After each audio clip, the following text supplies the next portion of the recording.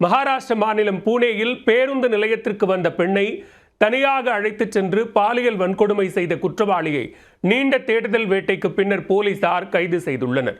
நூற்றுக்கணக்கான போலீசார் ட்ரோன் மற்றும் மோப்ப நாய்கள் உதவியுடன் குற்றவாளியை மடக்கியது எப்படி?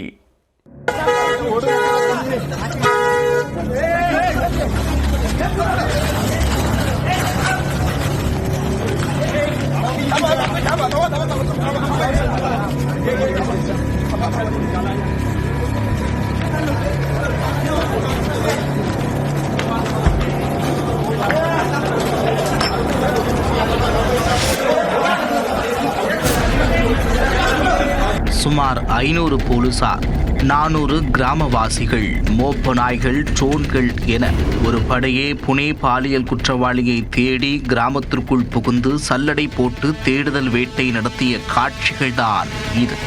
நாட்டையே உலுக்கிய பாலியல் வன்கொடுமை சம்பவத்தில் குற்றவாளி 75 மணி நேரத்திற்குள் சிக்கியது எப்படி?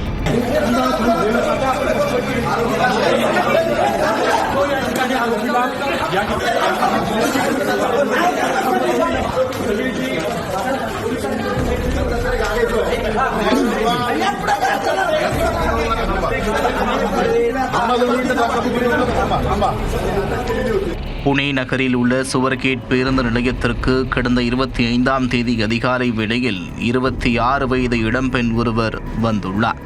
சதாரா மாவட்டத்தில் உள்ள தனது சொந்த ஊரான பால்தானுக்கு செல்வதற்காக அந்த பெண்ணை மர்ம நபர் ஒருவர் அணுகியுள்ளார். தன்னை பேருந்து நடத்துனர் என்று அறிமுகப்படுத்திக் கொண்ட அவர் பால்தான் செல்லும் பேருந்து மற்றொரு பிளாட்பாரத்தில் நிற்பதாக கூறி இளம்பெண்ணை தன்னுடன் அழைத்து சென்றுள்ளார். ஆள் நடமாட்டம் இல்லாத பிளாட்பாரத்தில் நின்றிருந்த குளிர்சாதன பேருந்தில் இளம்பெண்ணை மர்ம நபர் ஏறுமாறு கூறியிருக்கிறார். யாருமே இல்லாத அந்த பேருந்தில் இளம்பெண் ஏறி அமர்ந்ததும் பின்னால் சென்ற அந்த மர்ம நபர் அவரை மிரட்டி பலவந்தப்படுத்தி பாலியல் வன்கொடுமை செய்துவிட்டு தப்பி ஓடியிருக்கிறார். பாதிக்கப்பட்ட பெண் புனேவில் உள்ள தனியார் மருத்துவமனையில் ஊழியராக வேலை செய்து வந்துள்ளார். அவர் அளித்த புகாரின் பேரில் போலீசார் வழக்கு பதிவு செய்து விசாரணையை முடுக்கிவிட்டனர். எப்போதும் பரபரப்பாக காணப்படும் பேருந்து நிலையத்தில் நடந்த இந்த கொடுமையான சம்பவம் நாடு முழுவதும் பெரும் அதிர்வலைகளை ஏற்படுத்தியது.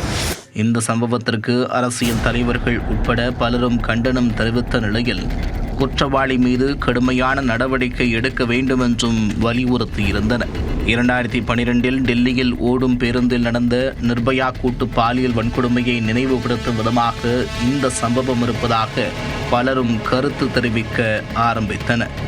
யாராலும் சகித்துக் கொள்ள முடியாத இந்த குற்ற சம்பவத்தில் ஈடுபட்ட மர்ம நபர் புனே மாவட்டம் சிரூர் தாலுகா குணட் கிராமத்தைச் சேர்ந்த 36 வயதான தத்தாத்ரே ராம்தாஸ் காடே என்பது போலீசாரின் தீவிர விசாரணையில் தெரியவந்தது. குற்றவாளி ராம்தாஸ் காடே பாலியல் வன்கொடுமையில் ஈடுபட்டுவிட்டு தப்பிச் செல்லும் காட்சிகள் பேருந்து நிலைய கண்காணிப்பு கேமராவில் பதிவாகியிருந்தது. அவரை பிடிக்க போலீசார் 13 தனிப்படைகள் அமைத்து தேடுதல் வேட்டையை தீவிரப்படுத்தினர்.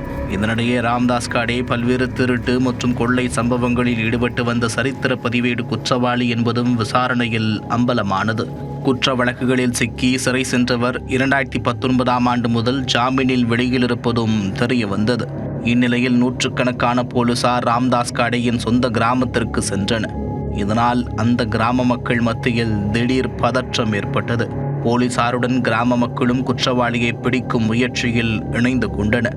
கிராம பகுதியில் உள்ள கரும்பு தோட்டத்தில் குற்றவாளி பதுங்கியிருக்கலாம் என்ற சந்தேகத்தின் பேரில் போலீசார் ட்ரோனை பறக்கவிட்டு தேடுதல் வேட்டையில் ஈடுபட்டனர். மேலும் போலீசார் ராம்தாஸ் காடேவின் உறவினர்கள் மற்றும் கிராம மக்களிடம் விசாரணையை நடத்தினர். குற்றவாளி பற்றி துப்பு கொடுத்தால் 1 லட்சம் ரூபாய் பரிசு வழங்கப்படும் என்றும் தகவல் அளிப்பவர்களின் பெயர் ரகசியம் காக்கப்படும் என்றும் போலீசார் அறிவித்திருந்தனர். இந்நிலையில் ராம்தாஸ் காடே ஷீரூர் தாலுகாவில் உள்ள கிராமத்தில் ஒரு நபரிடம் தண்ணீர் கேட்டிருக்கிறார். அந்த நபர் ராம்தாஸ் காடேவை அடையாளம் தெரிந்து கொண்டதும் சத்தம் காட்டாமல் போலீசாருக்கு தகவல் கொடுத்து விட்டார்.